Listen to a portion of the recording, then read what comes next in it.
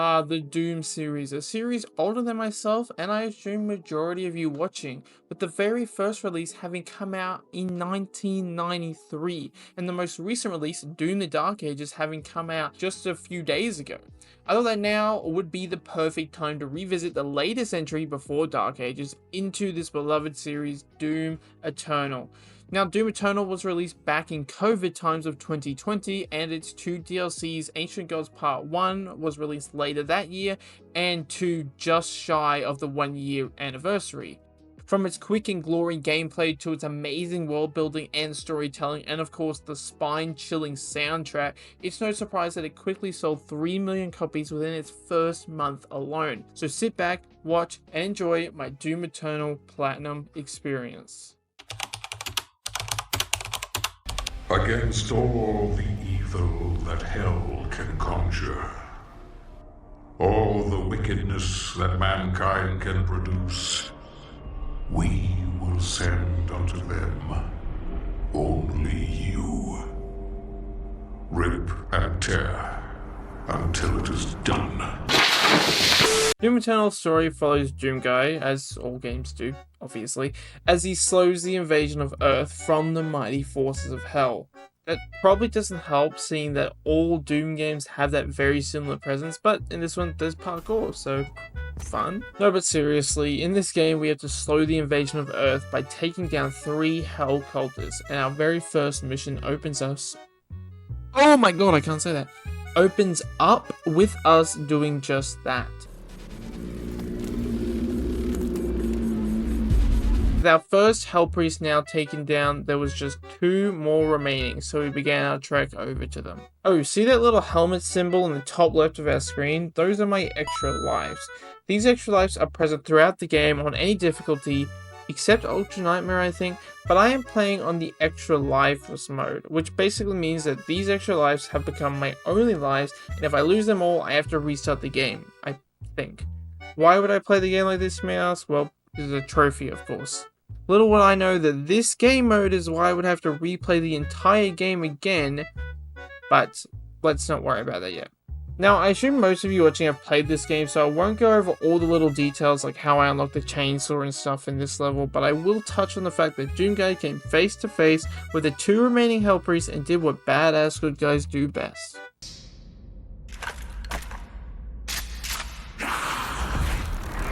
After proving to them that he's not fucking around by cocking his gun or cool like and stuff, this giant lady shows up, Khan Maker. She's basically the leader and queen of heaven. Yeah, this Doom game has angels and shit in it now, which amazing. It was just a matter of time before they got added to the lore. Now, I couldn't even begin to pay justice to the lore of any of these Doom games, but I will leave a link to some of the best lore videos I've seen, because I watched quite a few of them while going for this platinum, but I'll leave a link to a few of them down below, just for all of you. But anyways, once we completed the first mission, we are granted our very first trophy. Not long after that, on the Fortress of Doom, yes, that's the name of our space station, how badass is that? We unlocked another trophy, Crystal Craving, for getting my first Sentinel Crystal upgrade. And then, on our next mission, we unlocked another trophy for completing 30 unique glory kills.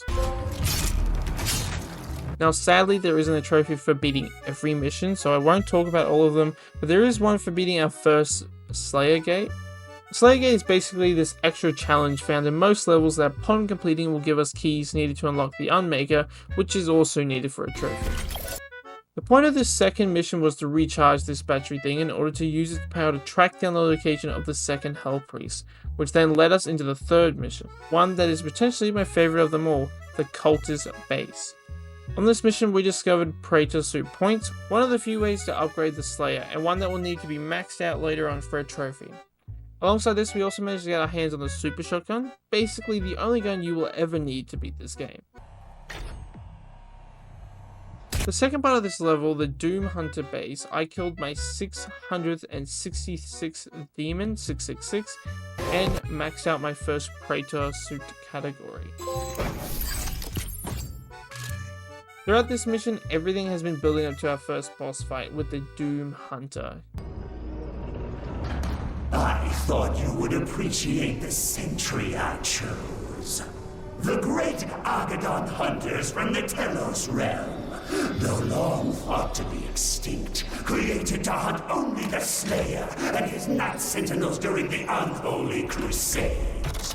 Some improvements on their design have been made. Enjoy what is undoubtedly my finest work. Yeah, despite that massive build-up and glazing from the Hell Priest, this boss is a cakewalk. You just use the plasma rifle to break its shield, then abuse him with the blood punch and super shotgun. Really easy. Oh, and there's a second phase where there's 2 of them. Still super easy. If anything, it's easier. I think a lot of people think it's easier because they don't attack you at once, but this boss, in quotation marks, becomes a very common enemy type later on. But once his minions were finally destroyed, we finally took down the second Hell Priest and got yet another trophy. Upon returning to the Fortress of Doom, we are met with a hologram of the Khan Maker. She lets us know that she has hidden the third Hell Priest location from us, but before we are able to go and find him, we must venture to where the invasion of Earth first began, the Super Gore Nest. This is a horrible place filled with toxic sludge, purple sludge, and a whole lot of blood and guts. But sadly no trophy, so after destroying it, we move on. We then return back to the Fortress of Doom, and Vega has come up with an idea to find the final Hell Priest. I believe Dr. Hayden can help us with our search. Yes, that Dr. Samuel Hayden, the one that needed us and then betrayed us in Doom 2016. Well, it looks like we need him now. But before this, I got the Home Maker trophy for using a certain amount of Sentinel batteries in the fortress, and got King of the Crystals for unlocking all the crystal upgrades for either health, armor, or ammo. In order to find Dr. Hayden, we had to venture to the UAC facility, and after fighting our way through hordes of demons and at one point have all the floors and walls disappear around us, we eventually made it into the facility. Well, would you look at this? It seems that old Dr. Hayden is in need of our help once again. But before we can help him out, we are introduced to this new enemy type, the Marauder. These are Sentinel Knights that instead of rebelling against the forces of hell, join them and therefore are against the Slayer. Basically, they're just Doomslayer except super evil. Now remember this guy because he's going to be very common in the DLC, and I will mention him a lot, I'm sure. But eventually we do beat him and we move on back to the fortress. Dr. Hayden tells us that the Hell Priest is in Sentinel Prime. The only slipgate to Sentinel Prime is in the very center of Mars, in the lost city of Hebeth. Despite the city of Hebeth being lost, Doomguy knows just how to get there. The BFG 10,000, designed by Dr. Samuel Hayden as part of the anti-demonic defense grid. You can't just shoot a hole into the surface of Mars. We got 2 trophies in this Mars exploding mission. First for acquiring our 20th extra life, and one for simply beating the mission. Now in our very next mission, Sentinel Prime. This mission is chocked full of lore, with us seeing the Sentinel Knights for the very first time, to us getting flashbacks of our past, except it has the Netflix Mexico filter. But at the end of this mission, we found the third Hell Priest. But as all things in this game, it's just not that simple, as we first had to face off against his guardian, the Gladiator. This was an enjoyable boss fight with some similarities to the Cyber Demon from 2016, with very similar red light, green light gameplay that the Marauder has. But after not too much issue, we beat this priest's guardian and took him down. Upon returning to the Fortress of Doom, we see that the Khan Maker has cut our power and left us stranded. Now this is the most wasted potential in this game in my opinion. I feel like this could have been more horror-esque, similar to Doom 3, but we eventually restore our power with the Crucible that Samuel Hayden took from us at the end of Doom 2016. The very energy we sought to destroy will now help us save Earth. We now must travel to Taras Nabad to receive our Crucible, as the Khan Maker is now aiming to revive the Icon of Sin, a titan of unholy proportions, and a titan can only be slayed with a Slayer's Crucible. Taras Nabad is the city where demons first attacked a world that wasn't Earth, but sadly for them, the Doomguy was there to stop them. Oh, and in this mission we also get to see when the Doomslayer got his powers from this strange hooded maker. Now this maker is very important. We'll come back when I rant about the lore a bit more in the DLC, I'm sure. And this flashback moment is where Doom the Dark Ages takes place. Doom the Dark Ages, I believe, takes place like moments after this. So Doom Guy gets his powers here, then he goes and fights the war, and that's Doom the Dark Ages. It's really cool. It's really cool in my opinion. Paris Nabard is the only mission out of them all that has a trophy for fully completing it. Sadly, I didn't do it here for the first time, but I will come back for this trophy later on. We end this mission off by rebuilding our Crucible and then testing it out before heading back to the fortress with a new trophy acquired. Now it is time to make our way to Urdak, the home of the Makers, and stop them from reviving the Icon of Sin. The only way to get there is to go through the direct connection to Urdak that can be found in the Hell City of Necroval, the City of the Damned. This is where all the human souls are tortured and turned into Argent energy. Oh, and once we make it to Urdak, we will need Vega to help us create a portal and return home, so we had to take him with us. With all of that, we got our warning that we were going to the final 4 missions of the game, and with that we traveled to the City of the Damned. This city is split across 2 missions, and in the first one I got the trophy for fully upgrading my Praetor suit, and then we moved on to the next part. We didn't get any trophies in this part, but we did manage to finally make it to the Well of Souls, and then travel to the Land of the Makers. The first thing we did was luckily stumble across the Calm Maker's resurrection ritual and destroyed the Icon's heart. How lucky for us. Which stops the Makers from having any control over it, and with this the Icon bounced and went straight through a portal that led to Earth. We bounced around unlocking and aligning these different rings before summoning a portal to Earth. But once again, as all things are in this game, it's never that simple, and the Calm Maker now stands in our way. And with that, the Calm Maker has been taken down, and we can now move on to the final mission of the game, with a new trophy in hand.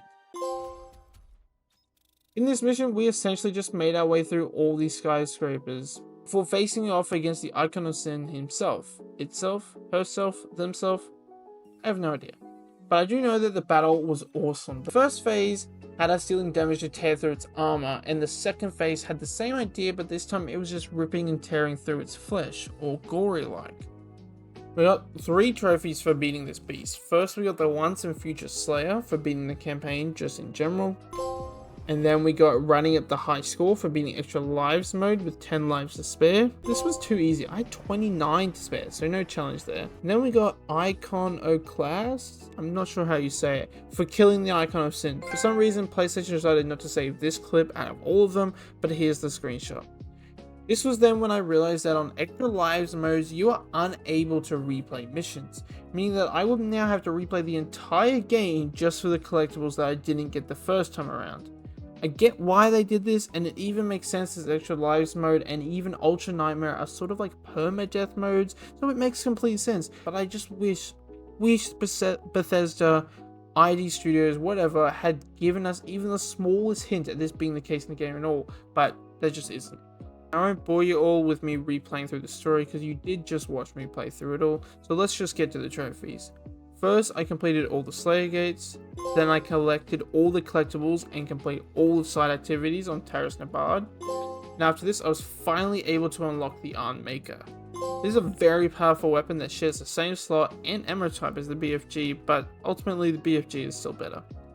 Now, if you thought invisible walls were bad, I introduce you to the Invisible Maker drone. I don't know how this happened, and it was just this one enemy, so it wasn't too much of an issue, but it was still funny, because he just stood around at the main point in the Urdak mission, stopping me from peacefully completing the mission. The next trophy I got was for collecting all records, then I collected the final cheat code, codex entry, and toy collectibles.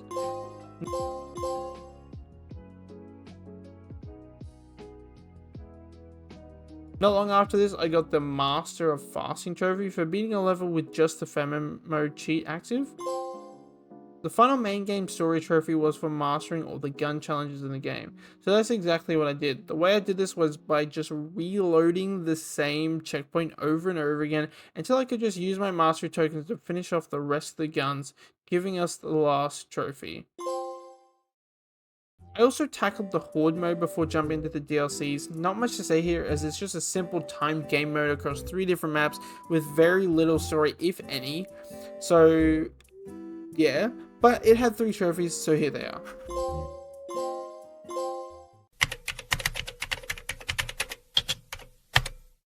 The first Doom Eternal DLC, The Ancient Gods Part 1, or also known as Tag 1. This DLC is probably one of the most controversial DLCs to release as of late. With this DLC released, it was flooded with tons of hate from average players that simply tried to jump back into the game with this DLC after not playing for a while. But its studio had watched as the more committed and vocal fan base had leveled up alongside the game, finding harder and even quicker ways to complete Eternal, so of course the DLC had to replicate this. Still, a lot of people were not happy, even to the point of the first level of the game being tweaked several times, I believe. But enough of all that, what we care about is the trophies. The Ancient Gods Part 1 contains a total of 7 trophies with 5 bronze, 1 silver, and 1 gold.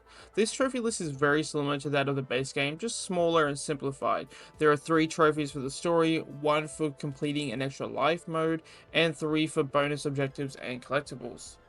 Okay, now with all that pre-gaming out of the way, let's jump into...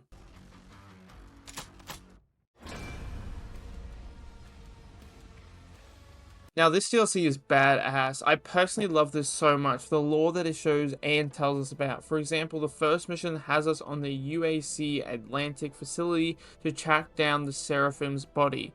Now, for those that don't know, the Seraphim is the right-hand man of the Father, or God. And if we are able to bring back the Seraphim, he will be able to lead us to the Father's life sphere so that we can bring him back and potentially join forces with him to permanently stop the demons.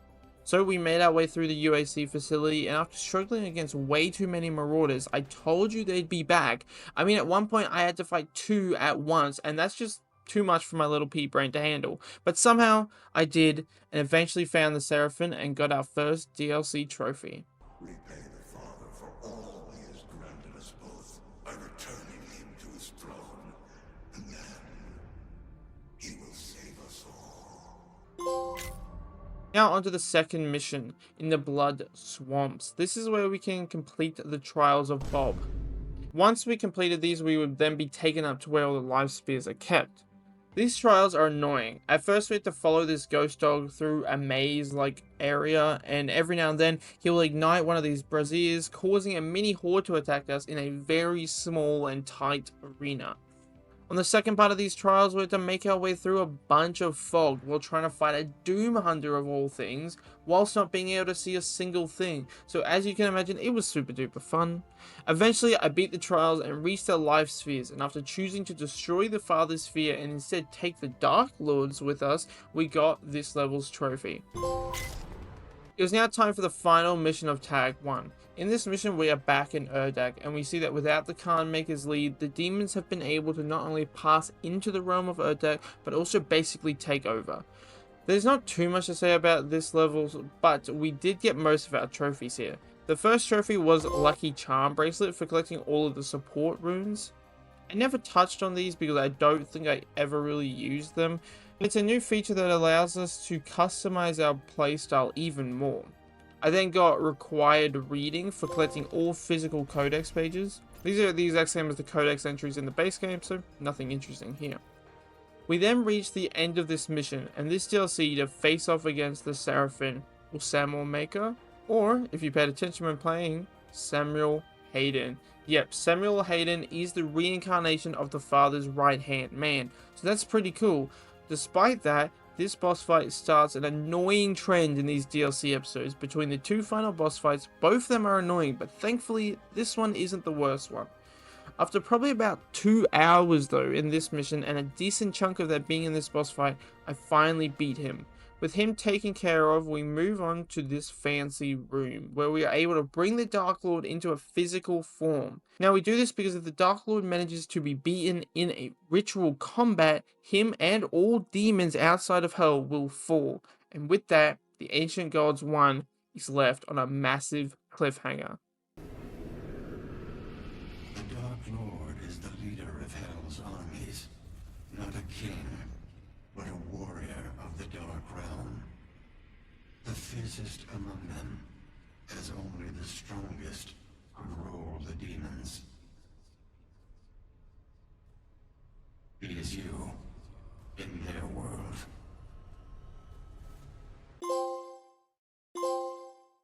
Now, all you keen viewers probably noticed that I am still missing one of the trophies, and that would be the trophy entitled Hypersonic. This is for completing all secret encounters in this DLC. But the third and final one on the third and final mission at the very end of it happens to be glitched. Now, this is a known glitch and has been known for like 4 or 5 years at this point, so this will never be fixed, and I do not care enough to go and spend another 3 hours of my life just for this trophy. So let's just move on to the next DLC.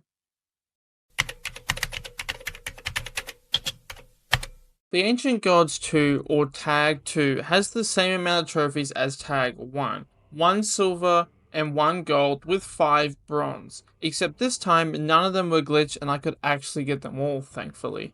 Tag 2 has a very similar dilemma to Tag 2 with the difficulty, except this time its software decided to lower the difficulty to please those fans that complained the first time, which caused the louder fan base to enjoy it. But with the fan base that enjoyed the harder challenge, they were strongly against this episode, and still to this day, they still hate it. Also, id Software didn't release anything on this DLC until the day before release, where they dropped a trailer stating that it would be out the very next day. Now, as someone who likes to build up excitement for a release of a game or DLC for myself and my community, this is annoying, but one thing I will give developers is that this allows people to buy the game or DLC, whatever it is, almost as soon as they see the trailer when their hype is at peak levels. I don't know many times that they do this, but I know that this DLC did it and recently the Oblivion remaster did it, and those both sold pretty great. With all that out of the way, let's dive into this DLC. Starts off with the Dark Lord telling the Slayer to meet him in an ancient hell city to finally face off against each other. So that's exactly what we set out to do. The first mission had us on the planet of the Sentinels once again. We got to ride a motherfucking dragon here, that's awesome. While here, we also went inside this giant spear that's gone completely through the planet. A little bit of lore, this is actually a spaceship that the Wraiths, the original gods of the Sentinels, used to travel to this planet. So that's pretty cool. This mission ends with us collecting a crystal that allows us to use the Gate of Devum, so that's exactly where we set off next with a new trophy in hand. The very next mission is on the Reclaimed Earth, basically just Earth after the invasion has been stopped. But of course there are still demons here. As always, we fight our way through all of them, and eventually we open the Gate of Devum, allowing us to travel to the Dark Lord's city and earn the Cross the Threshold trophy. Now, on the final mission, it was time to get the remaining DLC trophies. First, I got Tougher Than Nails for getting the final Sentinel Hammer upgrade. Oh yeah, I never touched on this, but because the Crucible was left in the skull of the Icon of Sin, we needed a new weapon, and in this DLC, we got the Sentinel Hammer. Basically a giant sledgehammer that increases the amount of health drops we get from frozen enemies, and armor drops from enemies covered in flames. Pretty neat. The next trophy I got was Critical Literature for collecting all physical codexes in Tag 2. And Siege the Day for beating the second last mission in this DLC. Next, I had to finally face off against the Dark Lord himself. This boss fight is absolutely insane. I spent over an hour on this boss fight alone. I spent like an hour and a half on this mission and an hour that was just the boss fight. And it was crazy annoying. It really was. The main reason for this is that the Dark Lord is able to summon specters of enemies, throw bombs, shield ram into you, and attack us with his sword if we get too close. And those last two attacks are able to siphon health off of the Slayer, so that's super fun. Alongside this, he also has like 5 different phases, and I spent about 30 minutes on the final one alone. So this took forever, but I felt so accomplished once I finally beat him and got our last 2 DLC trophies. First was Live, Die, Reload for completing this DLC on Extra Life mode with 5 extra lives remaining, and Rest Your Weary Fist for killing the Dark Lord. After all this, the Slayer is laid to rest in his sarcophagus once more until the time comes where the humans are in need of his saving. But until then, let's play some multiplayer, baby!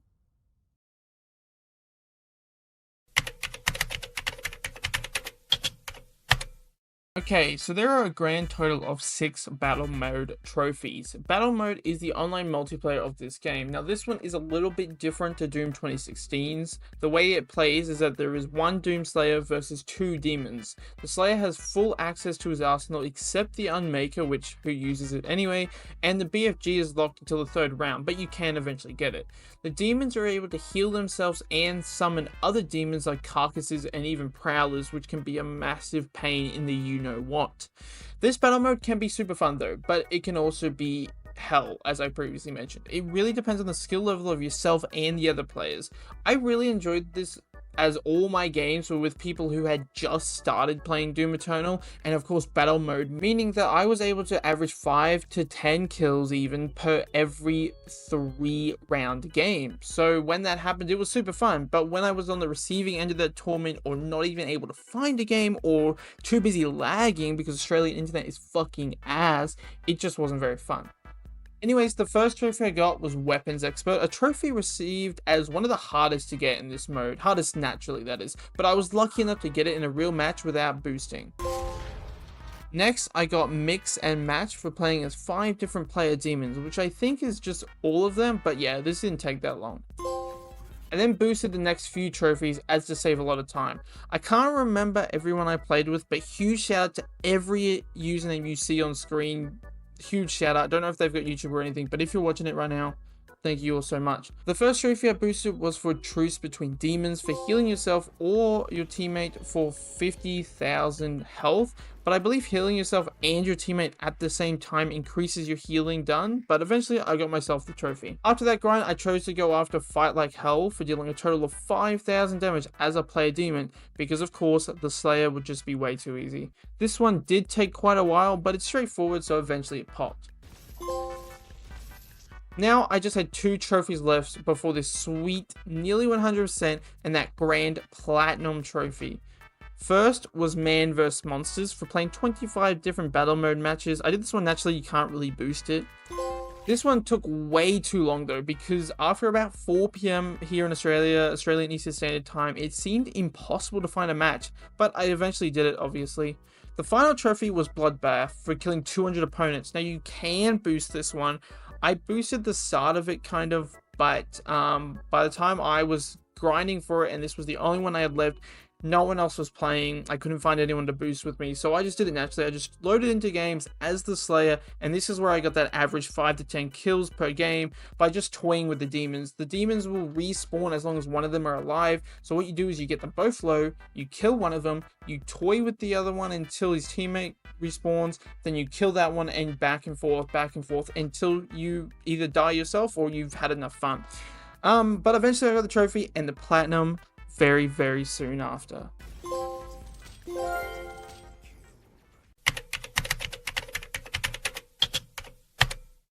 So that was my experience with the Doom Eternal Platinum Trophy and nearly 100%. I am still annoyed about that glitch trophy, but what am I going to do? We got 26 trophies from the base game, 3 from the Horde mode, 6 from Tag 1 and 7 from Tag 2, and a total 6 from the online, for a grand total of 48 trophies achieved in this video.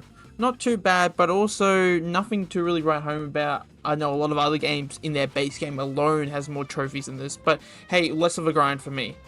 Now, this video is already long enough and I want to move on and play Doom the Dark Ages already, so let me know down below, do you have this platinum? Did you enjoy? What game should I do next? And I will see you all next time. Peace.